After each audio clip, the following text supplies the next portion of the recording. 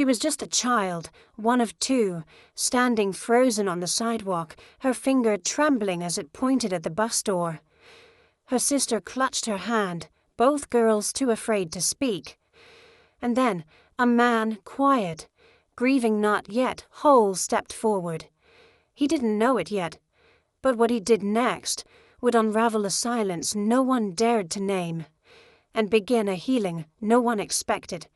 Jack Turner wasn't supposed to be on that street corner. His work truck had blown a tire a few blocks away, and rather than wait on hold with roadside assistance, he decided to walk the girls Lily and Rose to the bus stop. It wasn't their first day of school, nor a particularly cold one for March. But something about that morning buzzed faintly in his chest, like an instinct he hadn't used in a long time was waking up. The sun hadn't fully climbed over the rooftops yet, and the sleepy neighborhood still wore its hush like a soft winter blanket. Houses looked like they were holding their breath. That's when he saw them. The twin girls were standing frozen on the curb, backpacks slumped behind their tiny shoulders, staring at the approaching school bus with a stillness that didn't belong to children. They weren't bouncing in place or adjusting their hats like usual. They weren't giggling or whispering. They were stiff, pale, eyes locked on the bus like it was something other than a way to get to school, like it was something dangerous. And then Rose raised her arm and pointed. The bus rumbled closer, yellow paint dulled by aged wheels groaning. The metal door creaked open with a familiar hiss.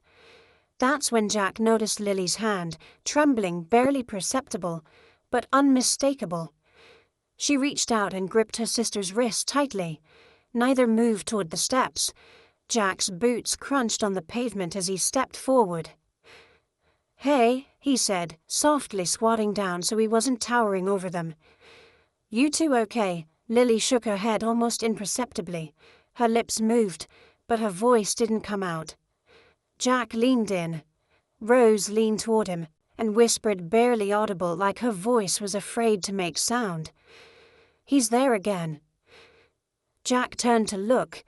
Through the bus's wide front window, he saw the driver, a gray-haired man with sunken cheeks, eyes dull and unfocused. He wasn't looking at the kids. He wasn't smiling or waving, just sitting, waiting. Nothing overtly wrong, but everything in Jack's gut twisted. The driver was still, too still, and the girls' fear this wasn't pretend. Wasn't the kind of nervousness kids get over quizzes or cafeteria pizza. It was bone deep, remembered. "Do you want me to take you to school?" Jack asked. Two nods, simultaneous. He raised a hand to the bus driver, just a polite wave, not an accusation. The man nodded, once slow, then pulled the lever. The doors hissed shut. The bus drove off. Jack didn't move for a moment. He watched the bus round the corner and vanish behind a line of bare trees. The air felt heavier. The drive to school was quiet. Lily sat in the middle seat of the truck, hands in her lap. Rose stared out the window, chewing the sleeve of her coat. Jack wasn't a parent by blood. He had been their neighbor for 2 years, since their aunt, who had full custody, moved into the house next door. After her stroke last month, he'd stepped in more and more. Morning cereal, walks to the bus, a story here and there. But until now, he'd never felt like a guardian. Today felt different. He pulled into the parking lot and helped them down. "I'll talk to your teacher," he said. Lily clutched his sleeve. "Don't say it loud. Please." Jack knelt again. "I won't. I promise." She looked into his eyes for a long moment as if searching for something. Trust. Maybe safety. Then she nodded. Grace Miller was standing outside her classroom door when Jack arrived, still holding both girls by the hand. She was 33, with kind eyes, and a warmth about her that made children want to tell her secrets. But the moment she saw their faces, really saw them, her smile faltered. "They didn't want to take the bus today," Jack said carefully. Grace lowered herself to Lily's eye level. "Do you want to come inside and color with me? The girls nodded. Grace opened the door and ushered them in, then returned to Jack. "Did they say anything?" Jack hesitated. Just as the driver was there again. It scared them. Her expression shifted. Concern, not surprise. Not quite shock either. "Holloway," she murmured. "He's been with the district a long time." "That mean he's trustworthy?" Jack asked.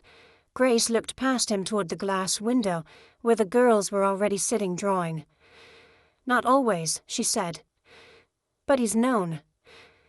Jack folded his arms. "So was the guy who messed up my daughter's surgery 5 years ago." That silenced her. "I'm not trying to make a scene," Jack added, "but I saw something real this morning. Not a tantrum, not a game. They were scared out of their minds." Grace met his eyes. "Let me talk to the principal." He nodded. "And I'll keep driving them myself, at least for now." She hesitated, then gently. That might be for the best. As Jack walked back to his truck, he noticed something strange. His hands were shaking. It wasn't just about Holloway. It wasn't even just about the girls. It was something deeper, older. Something he hadn't let himself feel in years. The last time he'd seen a child that afraid she was lying in a hospital bed. And he couldn't do a damn thing. But today he did. He didn't know it yet, but this morning wasn't just about protecting 2 little girls. It was the moment Jack Turner came back to life.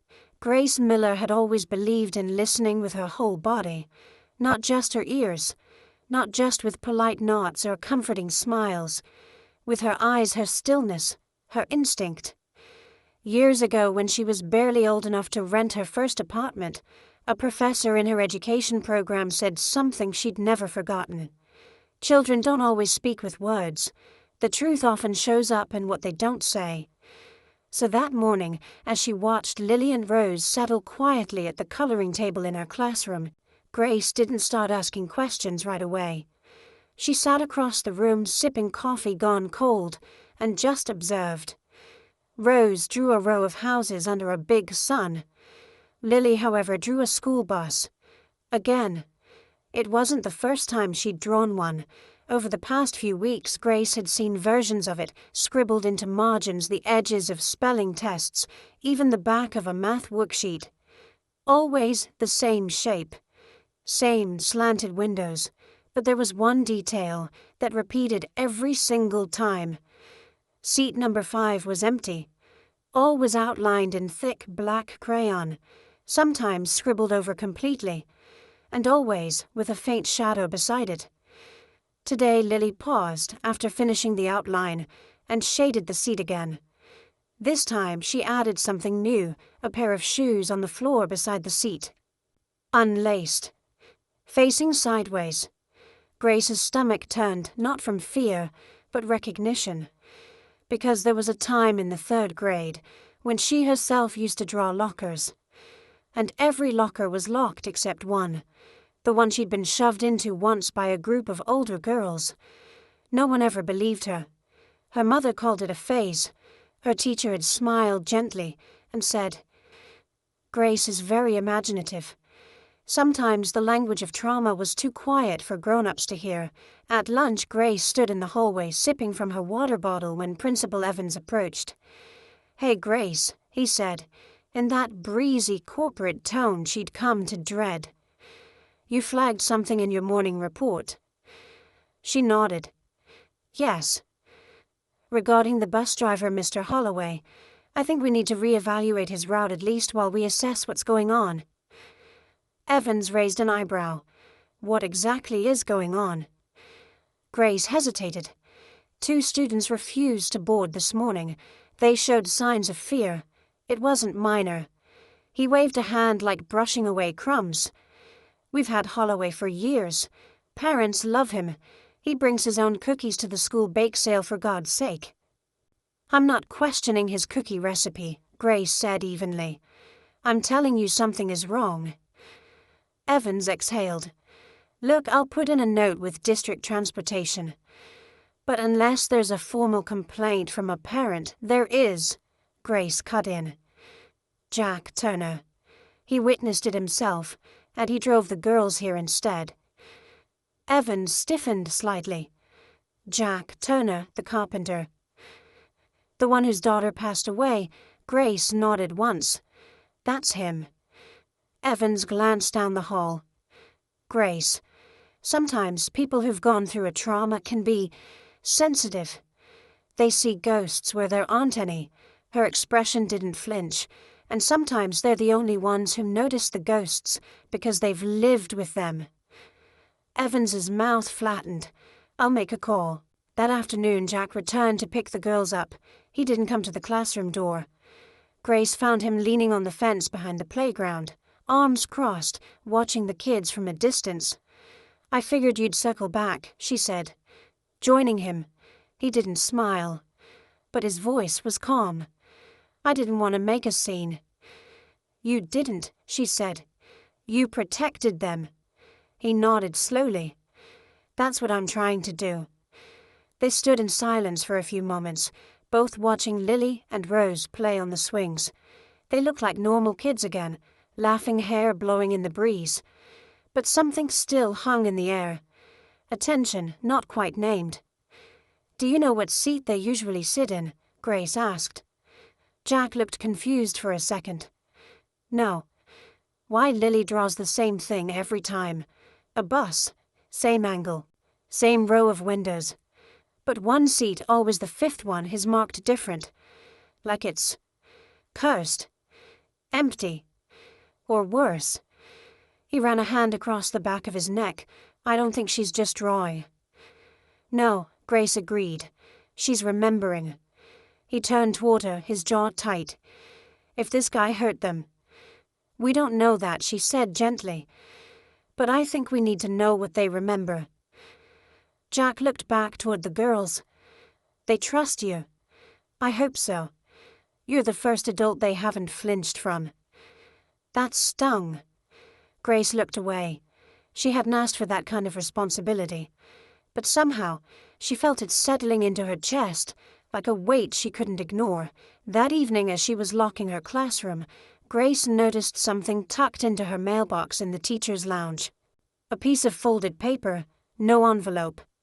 She opened it. A child's drawing. Another school bus. Again, seat number 5 was blacked out. But this time, a small red X was drawn on the door. Grace stared at it for a long time. The door. Not the seat.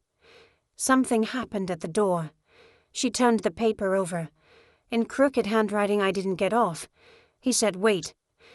Then the door closed again. Her hand trembled. She reached for her phone and typed, "Jack, can we talk tonight? I think this goes deeper than we thought." Back at home, Jack stared at the photo of his daughter Sarah on the mantel. He remembered the last time she looked at him before going into surgery. She hadn't been scared. She had smiled brave and bright. He'd promised to be right there when she woke up. She never did. And for 5 years, he'd buried every instinct to protect every twitch of his heart that warned him to care again. Because it hurt too damn much. But those girls next door... The way Lily had reached for his hand, the way Rose's voice shook. Jack closed his eyes. Maybe he couldn't save Sarah. But maybe he'd been given one more chance. The coffee at Jack's kitchen table had gone cold again. He didn't notice. His elbows rested on the worn wood as he stared at the paper in front of him, lined notebook paper folded into thirds. The drawing Grace had handed him the night before was laid open like evidence in a courtroom. Seat number 5. The red X on the door. The scribbled sentence written by a hand that still couldn't form capital letters properly. I didn't get off. He said, "Wait." Then the door closed again. He'd read those words 15 times and still couldn't breathe right. Wait for what? He muttered under his breath, rubbing the bridge of his nose. "Why didn't you get off, sweetheart?" In the living room, Lily and Rose were curled on the couch watching a nature show. Jack had kept them home from school today, said it was for rest. Though the truth was he didn't want to let them out of his sight. Not until he had answers. A knock sounded at the door. He opened it to find Grace holding a paper bag and 2 coffee cups. "You look like you skipped breakfast this morning," she said, simply stepping inside. Jack gave a weary smile. "You weren't wrong." She placed the coffees on the table, glanced at the drawing. "You couldn't stop staring either, huh?" I kept thinking, what if it was Sarah? That was the first time he'd said his daughter's name to someone in months, maybe years. Grace didn't speak. She just nodded, sat across from him and let the silence settle in. The kind of silence people who've known. Grief, respect. A silence that didn't need to be filled. They spent the next hour comparing notes. Grace had gone back through her classroom files, searching for behavioral patterns. She noted Lily had started showing signs of anxiety around 2 months ago, frequent bathroom breaks during math hour, clinging to her twin at recess, occasional panic when the bus was mentioned. "What about Rose?" Jack asked. "Quieter." But her drawings started shifting too. "I used to get flowers and rainbows. Now I get doors, always half closed." Jack exhaled sharply. So this wasn't sudden. No. We just didn't see it. That admission hit them both. Later that morning, they met with Principal Evans in his office. Grace brought her notes. Jack brought his presence and a quiet resolve that carried weight. Evans seemed more defensive than curious. "We appreciate your concern," he said, hands folded too tightly. "But let's remember children have active imaginations, especially twins. They can feed each other's ideas." Jack leaned forward, voice low and steady. "Imagination doesn't make a child afraid to step onto a school bus. It doesn't draw red X's on doors." Evans hesitated. "Mr. Holloway has no prior complaints. No official ones," Grace corrected. "But I called a colleague at Brookfield Elementary. Holloway worked there until 2 years ago. A student named Madison Albright stopped coming to school shortly after a bus incident." Evans blinked. "You're connecting a dot with no line between them." Grace placed a copy of Lily's drawing on the desk. "This is the line." Evans looked down. His mouth opened, then closed again. Finally he sighed. "I'll file a provisional report to District Transportation. Holloway will be reassigned to non-student duties, pending internal review." Jack didn't relax. "And in the meantime, we'll assign a substitute driver starting tomorrow." It wasn't everything, but it was movement. Back at school, Jack waited in the hallway while Grace returned to her classroom. When she came out 10 minutes later, she'd looked like she'd aged a year. "They asked to talk," she said quietly. "Just the 2 of them and me. I gave them crayons and paper, and a little recorder just in case." Jack's eyebrows lifted. "Is that allowed? I'm not publishing it. I just wanted their voices, in case we needed." He followed her outside where they stood near the oak tree lining the staff parking lot. The spring air had started to turn, softening the breeze. "They told me Holloway used to drive past their stop sometimes," Grace said. "Make them wait longer. One time he stopped short just after they got on. Made Lily fall." Jack clenched his jaw. "They said he would sometimes talk to them in a whisper, things they couldn't understand. Just words that felt wrong. Rose said it was like he was talking to someone who wasn't there." Jack turned toward her, eyes wide. He was speaking to himself, I don't know. Maybe. But they both said something else. Grace paused. "He told Lily once, 'You sit in 5 like she did.'" Jack felt the words punch the breath out of him. She, who they don't know. He shook his head slowly, voice raw. "Something's off. Not just creepy. Wrong." Grace nodded. "I'm going to dig into Holloway's record, and I'm going to find out what happened to Madison Albright." That night Jack couldn't sleep. The house was too quiet. Every floorboard creak felt like a whisper from behind a closed door. He walked into the girls' room and stood in the doorway. They were fast asleep, Rose's hand resting protectively on Lily's shoulder. He leaned against the frame and closed his eyes. You sit in 5 like she did. What did it mean? Was there someone before them? Someone no one remembered. He stepped closer and gently adjusted the blanket around Lily, her brow furrowed in sleep. He smoothed her hair back and whispered, "You're safe now." Then he walked back down the hallway and turned on the porch light. And he stood there, hands in pockets, back straight, watching the street as if it might offer an answer. He didn't know it yet, but the past was about to knock again. And this time, it wouldn't whisper. The library at Brookfield Elementary was smaller than Grace remembered. She stood in the entryway, the scent of old books and lemon polish tugging at faded memories. Sunlight slanted through high windows, casting soft rectangles on the carpet. It had been nearly 7 years since she last visited this campus. Everything looked the same. And nothing felt the same. A young librarian no older than 25 led her to the records room tucked behind a metal door in the back hallway. "I'm not sure what you'll find," the woman said, adjusting her glasses. "Our paper files only go back 10 years. Most student records are digital now." "I'll take what I can get," Grace replied, offering a grateful nod. The librarian handed her a folder with a yellow post-it note labeled Madison Albright.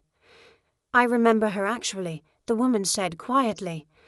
"She was in my older sister's class. Sweet girl. Quiet."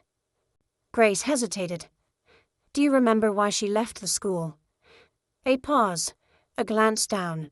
"She just stopped showing up. I don't think anyone talked about it much, not officially." Grace's fingers tightened slightly on the folder. "Thank you," she said, and stepped into the small reading cubicle to sit alone. The folder was thin, unsettlingly so. A few test scores, a drawing of a butterfly tucked into a report card envelope, and a behavior note dated February 4th through a bartort. Madison appeared withdrawn and unfocused today, spoke in hushed tones to herself, expressed fear of riding alone, advised parents via email. That was the only mention of concern. No follow-up, no confirmation from parents, no documentation of a transfer. Madison had simply disappeared, not into darkness, but into silence. Grace swallowed hard. She pulled out a notebook and began writing. Back in the present, Jack had decided to make a stop of his own. He stood at the front desk of the district transportation office, a drab building with scuffed linoleum floors and a coffee machine that looked like it hadn't been cleaned since the Reagan administration. The clerk behind the glass partition glanced at him with vague disinterest. "I'm looking for driver reassignment records," Jack said, "specifically regarding a man named Holloway. Leonard Holloway." The clerk blinked. "Are you family? Number employee now." She gave a rehearsed sigh. "We can't release employment history to private citizens." Jack exhaled slowly. "He's been driving my neighbor's kids. One of them is afraid to go to school. If you can't help me, who can?" The woman hesitated, then leaned forward slightly. Off the record, Jack nodded. There were whispers, she said. Not official. No write-ups. But Holloway was reassigned from Brookfield after a parent showed up here with a drawing, said their daughter wouldn't stop crying after a bus ride. Holloway denied everything. The girl stopped coming to school a week later. Jack's breath caught. Her name wouldn't happen to be Madison, would it? The woman blinked in surprise. "Yeah. How do you know?" He didn't answer. He turned and walked out the door. Later that afternoon, Grace and Jack met at a small diner halfway between their neighborhoods. The waitress poured coffee without asking. Neither of them reached for the sugar. It was one of those moments where caffeine felt like a defense mechanism against the things they couldn't unsee. Grace placed the folder on the table between them. No withdrawal paperwork. No school transfer. Nothing. It's like Madison fell off the map. She didn't fall, Jack said quietly. She was let go. Grace looked at him. "You found something." He nodded. "District office. Holloway was reassigned quietly. Parent complaint. A drawing. Sound familiar? They sat in silence, the noise of the diner fading into the background. Then Jack leaned forward. I want to find her. Madison. He nodded. She might be the key. Grace exhaled. I'll reach out to a friend who works in child welfare. Maybe she can help track where the family went. Jack traced the rim of his mug with one finger. If they're still together. Grace didn't answer. Back at Jack's house, Lily sat cross-legged in the living room flipping through a picture book. Rose was coloring, humming softly to herself. Jack returned with Grace in tow. The girls smiled shyly at her. Lily stood up and walked over, holding out a folded piece of paper. Grace knelt and accepted it. Inside was a new drawing. A school bus again. But this time it was different. The door was missing. Just a blank space where the entrance should have been. Jack peered over her shoulder. What happened to the door, sweetheart? He asked. Lily glanced at Rose, then whispered. He closed it. She was still there. Grace felt the hairs on the back of her neck rise. Who she asked gently. But Lily only shook her head and sat back down. That night, Grace sat on her bed, laptop open, trying to track down anything about Madison Albright. The name brought up nothing unusual. No obituaries, no runaway notices, not even a high school photo, as if she'd been erased. She ran a hand through her hair and leaned back against the headboard, mind racing. He closed the door. She was still there. What if Madison had been left on that bus? What if Holloway had driven off with her still inside? The possibility chilled her blood. Even if nothing happened in a criminal sense, the emotional damage could have been permanent. Grace clicked open a blank document. Title: Preliminary Report. Psychological distress among bus route 7 passengers. She began typing. This time she wouldn't be quiet. The wind across the playground carried the smell of spring and freshly cut grass. But Lily Parker sat alone beneath the oak tree, near the far fence. Knees pulled up to her chest, coat sleeves tugged down over her hands. Recess was usually the best part of the day. But not lately. Across the yard, Grace Miller stood near the jungle gym clipboard, in hand, pretending to monitor the group of second graders climbing the monkey bars. In truth, her eyes kept drifting to Lily. The twins had been different all week, not in a loud, disruptive way, in a softer, heavier way. Rose stayed closer to Lily than usual. They whispered more, avoided the swings, drew more pictures of windows and doors. Jack was still driving them to school every morning, and Grace had found herself walking them out to his truck most afternoons. Today she'd quietly arranged for Rose to join another class during recess. Just 15 minutes, enough time for Lily to have a moment of her own. She walked slowly across the field and sat down beside her. Lily didn't look up. She was sketching with a piece of red sidewalk chalk directly onto the dirt beneath her shoes. Lines, a rectangle, a set of steps. You draw a lot of buses, Grace said gently. Lily shrugged. I remember them. Grace tilted her head. Do you want to talk about what you remember? Silence. Then it's loud. When the door closes, it's too loud, and the inside gets cold. Grace nodded. Did something happen inside the bus that scared you? Lily looked up, then her eyes wide and alert, but not panicked. Thoughtful. Guarded. He talks like someone else is there. Who? The driver. Her voice was barely above a whisper. Mr. Holloway. He says things when it's just us. Not bad words, but like there's another kid. Grace's heart beat faster. Did he ever touch you? Or Rose Lily's eyes widened and she shook her head violently. No, not like that. A pause. He says we have to sit in 5, like she did. That's what he says. But we don't know who she is. Grace inhaled. Steady. Measured. Did you ever see her? The girl he's talking about. Lily picked up another piece of chalk, this one blue, and drew a small figure on the bus steps, alone. No face, no name. She wears a red jacket, she whispered, but her shoes don't make sound. Grace froze. A red jacket.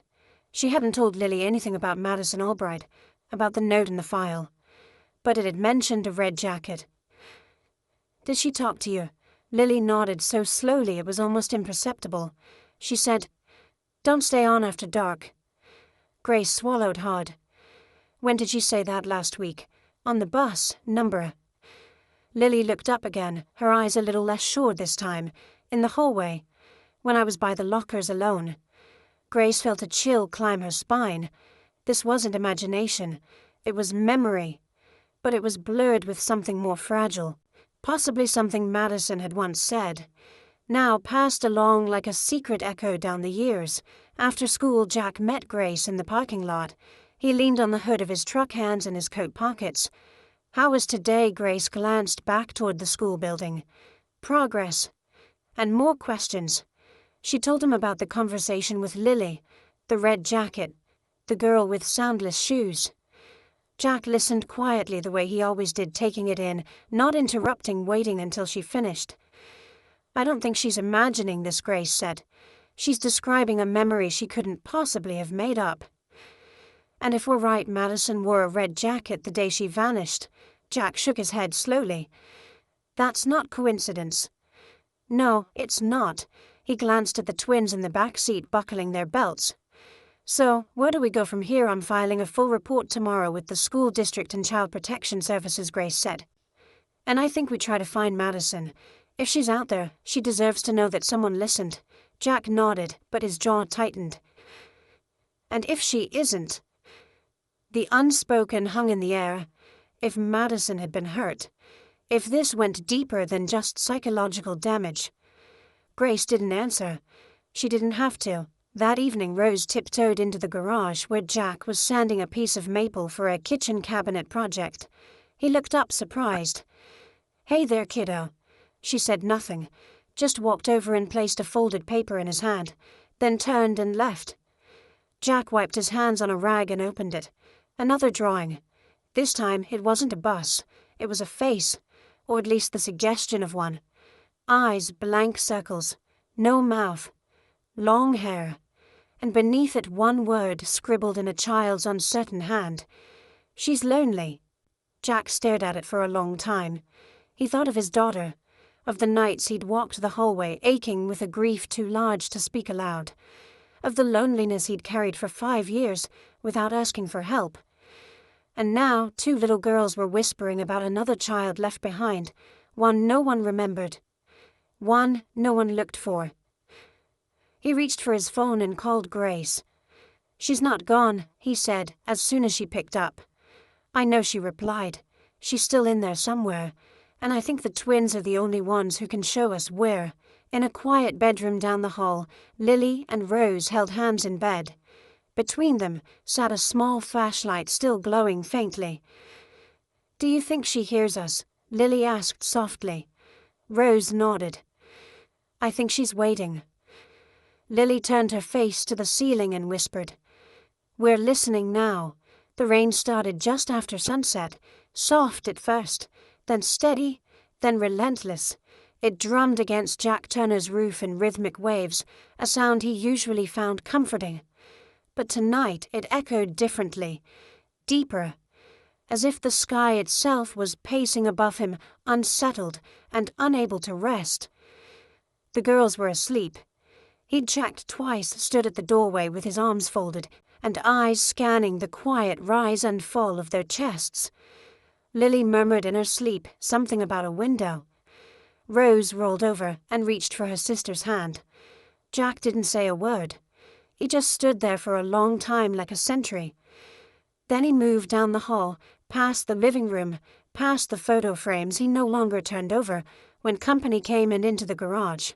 The space still smelled like sawdust and varnish. It was cleaner than it used to be. After Sarah died, he hadn't stepped into it for months. When he finally returned, it was only to work, not to create. Building cabinets was safer than rebuilding memories. But tonight his hands didn't reach for tools. They reached for the box. It sat on the top shelf in the corner, covered in a towel. A wooden keepsake chest he'd made himself, back when his daughter had been 6 years old, and obsessed with the idea of saving things forever. He brought it down gently, brushing off dust with the sleeve of his flannel. His hands paused on the latch. Inside were the fragments of another life. A blue headband, a tiny drawing of a bird, a postcard from Yellowstone, and a hospital bracelet with Sarah's name printed in faded ink. Jack swallowed hard.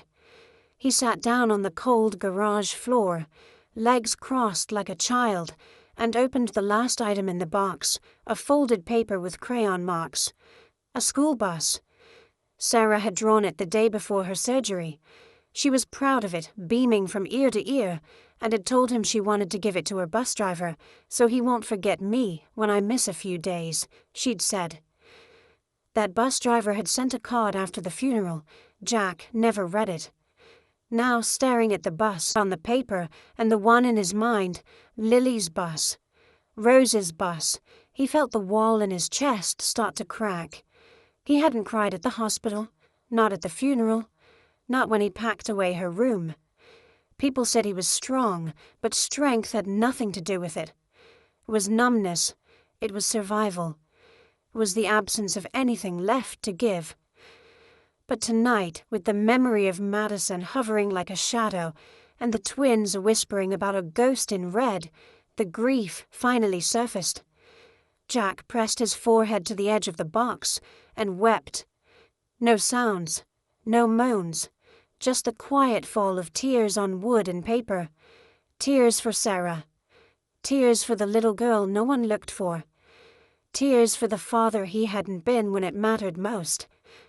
And somewhere in that rain-soaked silence, something shifted. He didn't want to be the man who stood still anymore. He wanted to move, to act, to protect, even if he didn't know what from yet. The next morning, Grace found him waiting outside her classroom door, wet from the rain, but calm. He held a paper in his hand. She glanced down. Sarah's bus drawing.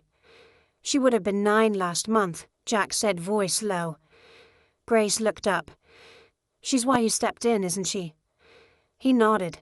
At first I thought I was protecting them, but now I think I was giving myself a second chance to show up when it matters. Grace placed her hand on his arm. You did. You are. Jack glanced around, then stepped closer. Did you find anything on Madison? Grace's face changed. I did. Sort of. She pulled out her phone, scrolling to an email. My friend in child services couldn't release much, but she said the family left the county about 6 months after Madison stopped attending school. No forwarding address. No custody record. No enrollment anywhere else. Nothing Jack asked. She said it's like they wanted to disappear. Jack looked away. Or they were told to. Grace nodded.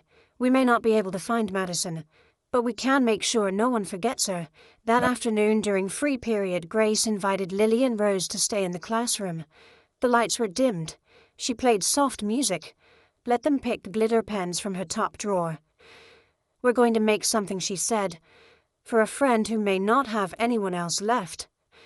Rose tilted her head. The girl with the red jacket, Grace nodded.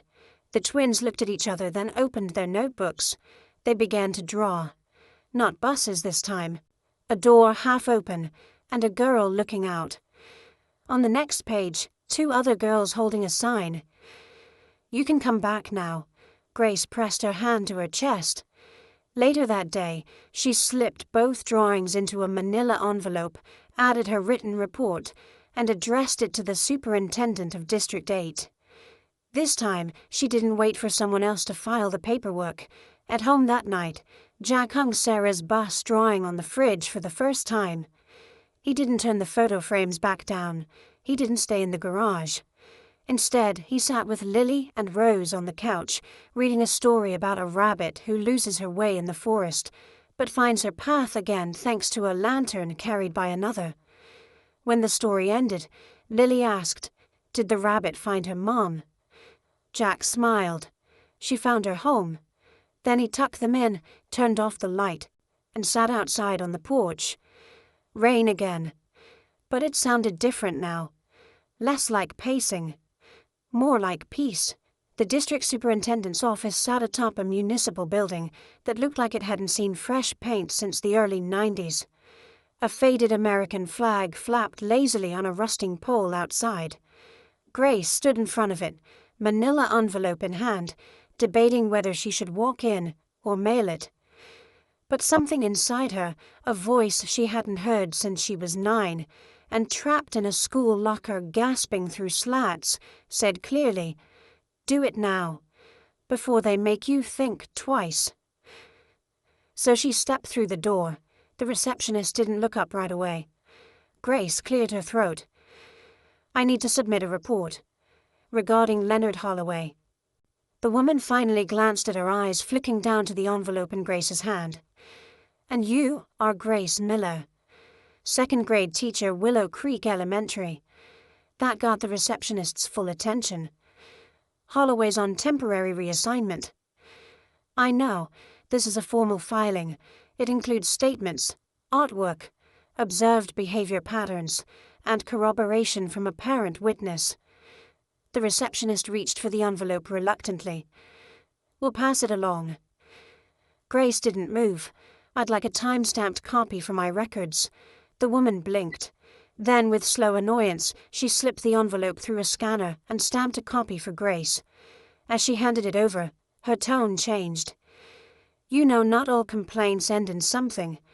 Some people don't like being accused without proof." Grace's hand tightened on the envelope. "Children are proof," she said quietly, "if someone bothers to listen." Then she turned and walked out, heart-pounding. That evening, Jack was sanding the edge of a cabinet door when his phone buzzed. A text from Grace. "He's officially suspended. No buses, no contact with students." He exhaled for what felt like the first time in a week. He didn't reply immediately, just stared at the message, letting it sit in his chest like a small ember of justice. But before he could type a response, another message came in. "There's backlash." At school the next morning, Grace's inbox had 8 new emails. 3 were from fellow teachers, 2 from parents, 1 anonymous. All polite, all veiled, all saying some version of the same thing. "Are you sure you didn't misread the children's behavior? You know how sensitive kids can be these days. We've always found Mr. Holloway to be perfectly kind. Even Principal Evans sent a note asking for a clarifying conversation." She closed her laptop slowly. Fear wasn't in the message. Not directly. But she knew what it looks like to be labeled the one who stirred things up, especially in a system built more for consistency than truth. The following week, a school board meeting was scheduled. Parents packed the cafeteria and folding chairs. A podium stood at the front, lit by a single overhead bulb that buzzed faintly. Grace sat near the back, jacket folded over her lap, hands cool but steady. Jack arrived late, stood along the side wall, arms folded. When the item appeared on the agenda, temporary personnel reassignment, due to safety concern, the murmurs began. A man stood at the microphone. "My name's Robert Leach. Holloway's driven my 3 boys for years. Never a problem, always early. Brings dog treats for the kids, puppies. This is character assassination." A few people clapped. Another parent rose. "I'm a counselor. Kids act out. They imagine. You plant an idea in their heads and they'll believe it. I worry about setting a precedent where one teacher's hunch can ruin a man's life."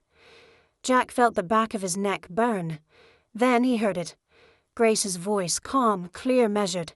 She stood and walked to the front. "I didn't file based on a hunch," she began.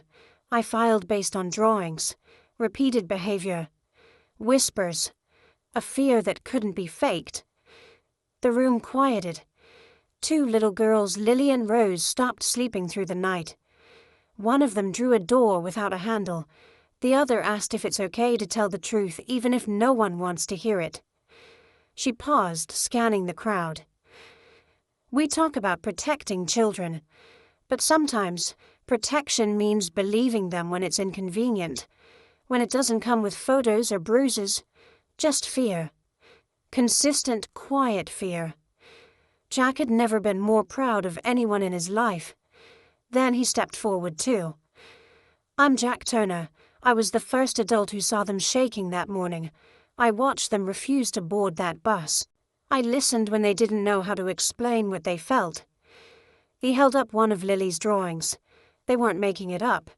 And whether or not Mr. Holloway intended harm, they were harmed. A silence fell that felt thicker than any speech. Then a woman in the back, silent until now, stood. My daughter was Madison Albright. Every head turned. I've never told anyone what happened, because I thought no one would care. When she stopped talking, the school said she was difficult. When we moved, we tried to start over. But she still sleeps with the light on, still jumps at closing doors. She held up her phone. A drawing was on the screen. A bus. A black seat. A red X.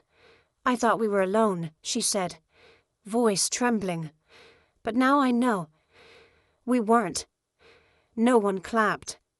But something broke open in the room. A crack. A shift. And the silence, the real silence, the kind that keeps people afraid, finally gave way. That night Jack drove the girls home and tucked them into bed. Before turning out the light, Rose whispered, "Is he gone?" Jack nodded. "Yes. He won't come back." Lily's voice was quieter. "Does that mean she can go too?" Jack blinked. "Who?" "The girl in the red coat. She doesn't have to watch anymore." Jack felt something catch in his throat. "No," he whispered. "She doesn't." He switched off the light. For the first time, the room stayed still. Spring arrived not with fanfare, but with softness, the kind that slipped in on the back of a warm breeze and settled gently on front lawns. For the first time in weeks, the mornings at the bus stop weren't heavy with tension. The yellow school bus still pulled up promptly at 7:42, but now it was driven by Mrs. Clara Benson, a retired driver brought out of early retirement by the district's scramble to repair what had unraveled. She was short, plump, and had silver hair tied into a low braid that smelled faintly of lavender. She greeted each child by name and with a wink, sometimes a joke, sometimes a lollipop. It was not lost on anyone that the first day she returned to driving, Lily and Rose stepped onto the bus without trembling. Jack stood by the curb, arms folded, eyes on the twin girls as they climbed the steps. He didn't breathe until both had turned back to wave at him. He returned the gesture with a soft smile. Clara leaned out the window. "You've got good girls, mister." Turner, she called, voice bright and gravelly. "They've got good courage," he answered. At school, Grace stood in the hallway outside her classroom as the students filed in. A buzz of curiosity lingered in the air. Today was special. On the far wall of the school's main corridor, beneath a large bulletin board titled "Voices That Matter," the custodial staff had mounted a display, a hand-built wooden frame surrounding a single preserved bus seat, painted over softened with fabric and stitched with the number 5 in elegant embroidery. Below it, a bronze plaque read, "Sot number 5. For those who sat in silence and found the strength to speak." It had been Jack's idea. He'd quietly reached out to the principal and the PTA. He even offered to build the frame himself for free. No one objected. The idea caught on like a breeze through tall grass. Students brought notes, drawings, stories. Some slipped them under the cushion, others taped them to the wall. Lily and Rose stood in front of it that morning side by side. They didn't say anything, but when Grace approached, Lily touched the edge of the seat and whispered, "It's not scary anymore." Then she turned and joined her sister in the classroom. Jack visited the school later that afternoon. Grace had invited him casually, but with a tone that suggested it meant something. They stood near the display together, watching as a group of fifth graders passed by. "I never thought it would mean this much to people," Jack said.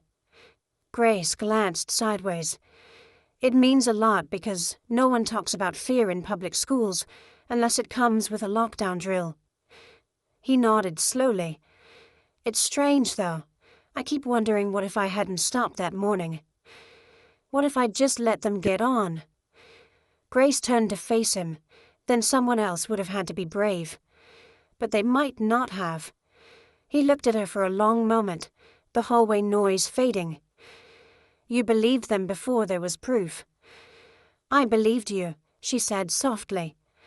There was a quiet between them that felt less like a pause and more like a breath shared between two people learning how to trust again. Then Grace reached into her bag and handed him a folded letter. "Came in the mail this morning, from a return address in Oregon." Jack unfolded the envelope. Inside was a single page handwritten in neat cursive. "Dear Ms. Miller, my name is Madison Albright. I saw the article in the paper about seat number 5. I just wanted to say thank you. No one ever believed me. Not even my mom, not really. But when I saw the photo of the girls, their drawings, it felt like my voice finally mattered. Even if it's years later. Please tell them. I'm okay now. I'm in community college.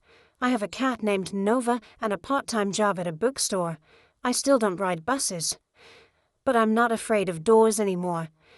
Thank you for helping them. Thank you for helping me." Jack folded the letter slowly, eyes shining. "She's okay," he murmured. Grace smiled gently. "And she knows she's not invisible anymore." That evening Grace stopped by Jack's house with a pie she'd baked from scratch: apple cinnamon, a pinch of nutmeg. The kind of gesture that didn't come with expectations, only care. The girls were watching a movie in the living room. Jack led her out to the back porch, where the light was fading into deep orange. "You've changed," Grace said after a while. Jack raised an eyebrow. "For the better. I hope more open. Lighter." He exhaled. "I didn't realize how much weight I was carrying until it wasn't mine anymore." Grace nodded. "Sometimes the grief we hold isn't just for who we lost, but who we stopped being." He looked at her carefully. "You talk like someone who knows that firsthand." "I do." There was no need to explain more. As the first stars blinked into view above them, Jack lifted his coffee mug in a quiet toast. To second chances. Grace clinked hers against his. And to not wasting them. Across town, the old bus Holloway once drove sat in a district storage lot, overgrown with weeds slated for auction. Inside, dust clung to every surface. But on the 5th seat, faint but still visible, was a single sticker. A heart, drawn in red crayon. The following Monday, the school bell rang at 8:10 a.m., as it always did, sharp and familiar. Children poured into classrooms with half-zipped jackets, messy ponytails, and spring allergies in tow. But something about that morning felt stiller, not solemn, not tense, just settled like dust that had finally stopped circling in the air. Grace sat at her desk, sipping lukewarm coffee and organizing her lesson materials, when Principal Evans knocked lightly and stepped in. He held a manila envelope in one hand, and for once he wasn't wearing the expression of a man calculating liability. "I thought you might want this," he said, laying the envelope on her desk. Grace eyed it cautiously. "What is it?" "It was addressed to you, care of the district office. Came over internal courier." He turned to leave, then paused. "For the record," he cleared his throat. "You were right." Grace blinked. Evans continued. "I didn't want to admit it because it meant something might have happened on my watch. But you didn't back down. That took more guts than most people have." She offered a quiet nod. "Thank you. I'm glad someone finally stood up." Then he left the door clicking shut behind him. Grace opened the envelope. Inside was a thick letter, several pages handwritten in tight slanted script. A photo paper, clipped to the top, a young woman, early 20s, smiling awkwardly next to a fluffy black cat perched on her shoulder.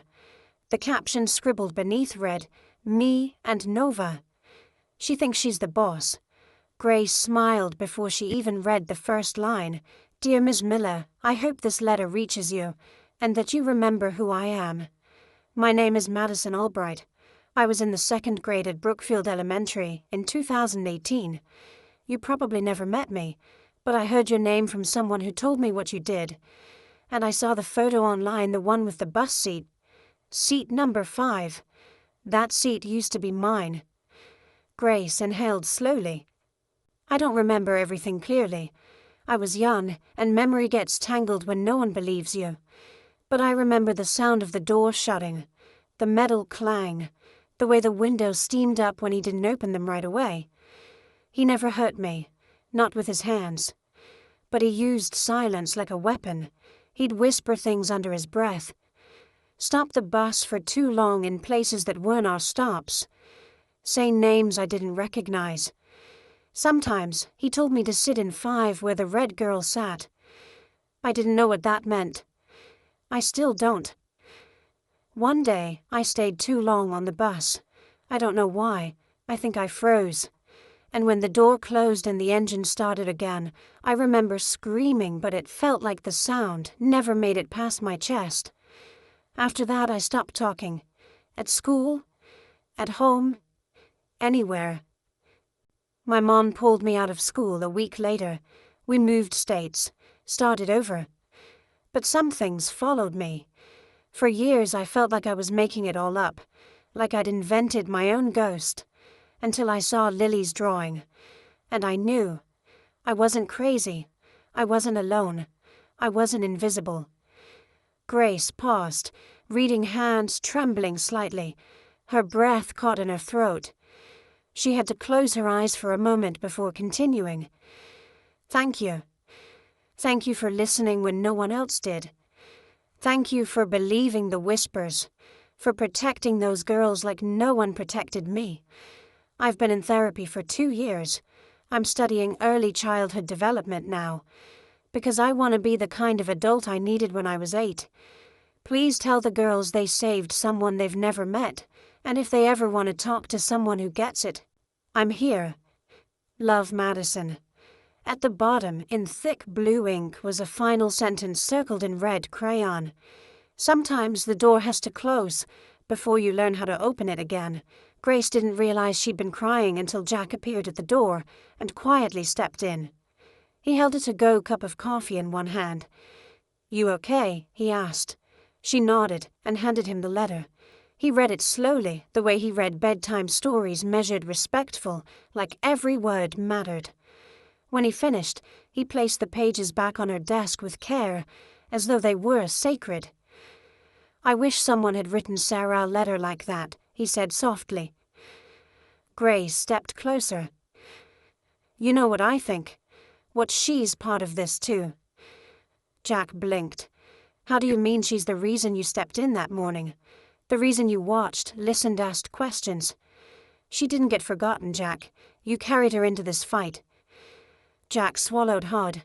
Outside the classroom, the bell rang again. Later that afternoon, Grace shared parts of Madison's letter with Lily and Rose, just the pieces that mattered most. The girls sat cross-legged on the carpet as Grace read the sentence. "You saved someone you've never met." Rose looked at her sister. Lily whispered, "Then she's not stuck anymore." Grace smiled through the lump in her throat. "No, she's not." The next day, a new drawing appeared on the Voices That Matter bulletin board. 3 girls. One on each side of the girl in the middle, who wore a red jacket and held hands with both. Below it, in bubble letters, "We remember you. You can sit with us." Grace didn't know who had drawn it, but she didn't need to. The morning of the dedication ceremony arrived with a sky like brushed, silver soft light, cool breeze, the kind of weather that made spring feel like a fresh start. rather than just another season. A long wooden bench had been installed at the front lawn of Willow Creek Elementary, just beneath the flowering dogwood tree, where parents often stood, waiting in the afternoons. Built by Jack's hands, and sanded so smooth it practically shimmered, the bench had taken him 3 late nights in the garage to finish. He hadn't told anyone, but the wood came from the tree he and Sarah had planted when she was born. After she died, it had withered. Nothing he did could bring it back. One day last fall, he'd finally cut it down. And now, it lived again. Gray stood beside him watching as a few students walked past, slowing to read the plaque newly affixed to the front, for those who listened, when no one else did. It wasn't a memorial. It wasn't even just about Madison. It was about all of them, the silent, the scared, the almost forgotten. And the people who chose at great personal cost to believe what others found inconvenient. Jack ran his hand across the back of the bench. I didn't know if this was the right way. Grace glanced at him. It's the perfect way. He looked down, unsure. It's just a bench. It's more than that. She turned toward him, her voice quieter. It's the place where stories begin again. Jack didn't answer right away, but he stayed close to the edge of his jacket, brushing against hers as students and parents gathered nearby. The ceremony was small by design. A few teachers, the principal, a handful of families, some district staff who'd finally decided to show face, and most importantly, the children. Lily and Rose stood in the front row holding hands. When Grace stepped up to the microphone, her voice didn't need amplification. It carried not with volume, but with conviction. Sometimes we teach kids how to read, she began. How to add, how to write a sentence, a few polite smiles from the crowd. But sometimes, she continued, they teach us how to listen, how to slow down, and hear the things they don't know how to say. She gestured to the bench. This bench isn't about what happened. It's about what we did next, about how we chose to believe, to change, to heal, and how we hope others will too. She stepped back. Then Lily, to everyone's surprise, including Grace, tugged on Rose's hand and walked up to the microphone. Grace moved to stop her, but Jack held up a hand gently. Let her, he said. Lily looked tiny behind the stand, but her voice, when it came, was strong enough to silence the breeze. I used to be scared of the door, she said simply. I thought it meant someone would forget me inside. She paused. But now I know someone always waits on the other side. The crowd stilled. Rose stepped forward and added, and if they don't, then we'll wait for them. Jack wiped his eyes. He didn't even try to hide it. After the ceremony, Grace and Jack sat on the bench together for the first time. The children played in the field. The air smelled of budding leaves and the faint sweetness of baked goods from the nearby staff lounge. I never imagined it would lead here, Grace said. Neither did I, Jack replied. But I'm glad it did. She looked at him. How are you really? Jack thought about it. The grief hadn't disappeared. Sarah's name still caught in his throat some mornings. But the ache had softened, become part of him in a way that no longer suffocated. I'm okay, he said finally, for the first time in a long time. Grace nodded. Me too. Later that afternoon they walked back to Jack's truck with the twins. The girls raced ahead, giggling, their backpacks bouncing. Grace smiled. They're different now. Lighter. They're safe, Jack said. Because you showed up, she replied. Not just once, every day. He looked over at her, a quiet question in his eyes. Would it be too much to ask you to stay for dinner tonight? She grinned. I was hoping you'd ask. As the sun dipped lower, casting gold across the pavement, Lily and Rose turned to shout something from the sidewalk. Jack didn't catch the words at first. Then Rose cupped her hands around her mouth and yelled, Seat number 5 is full. Lily echoed her with a laugh, adding, and the door stays open. Grace chuckled. That sounds like a promise. Jack smiled, his heart full for the first time in years. No, he said softly. That sounds like home. Summer arrived slowly that year, as if even the seasons sensed the need for a gentler pace. The last day of school began with open windows, the scent of freshly mown grass, and that unmistakable blend of excitement and sadness that only comes with saying goodbye. Children buzzed through the halls carrying signed yearbooks, half-used glue sticks, and promises to stay friends forever. Grace stood at the doorway of her classroom, waving as students trickled out one last time. Some hugged her, some high-fived, and a few handed her tiny wrinkled cards that simply said, "Thank you for listening." She saved everyone. When the hallway emptied, she walked back to her desk and sat in silence. The room was still warm with the echoes of children, of laughter, of learning and healing. She looked down at her desk, where Lily and Rose had left a final drawing. This time, no buses, no doors, just a sunlit meadow. 3 girls holding hands. One in red. Beneath it, "We're not scared anymore." Jack stood at the edge of the school parking lot, leaning against his truck, arms crossed. His hair was longer than it had been in years, sun-bleached at the edges.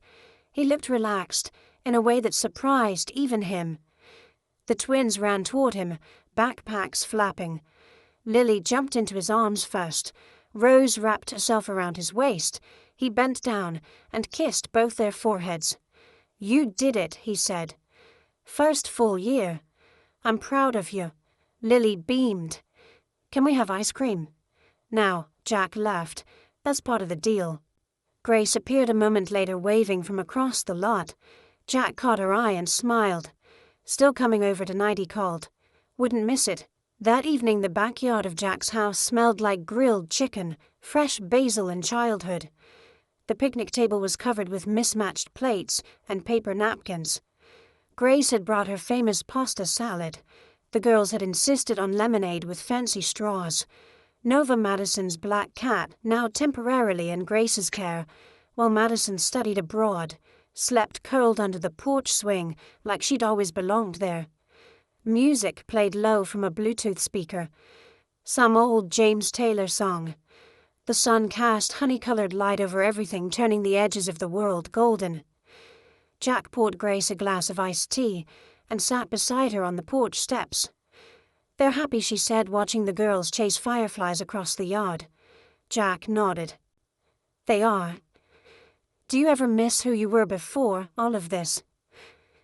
He thought about it, about the man who barely spoke, who avoided people, who lived on routine and silence, who loved once and lost, and thought that was the end of the story. "No," he said, "because I think I found who I was supposed to become." Grace leaned her shoulder into his. "I think I found mine, too."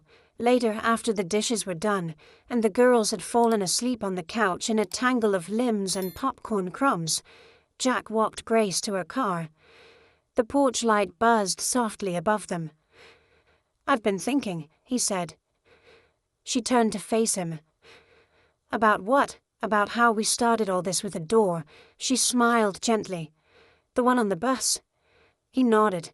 "It closed, and a lot of things were lost because of it." Grace stepped closer.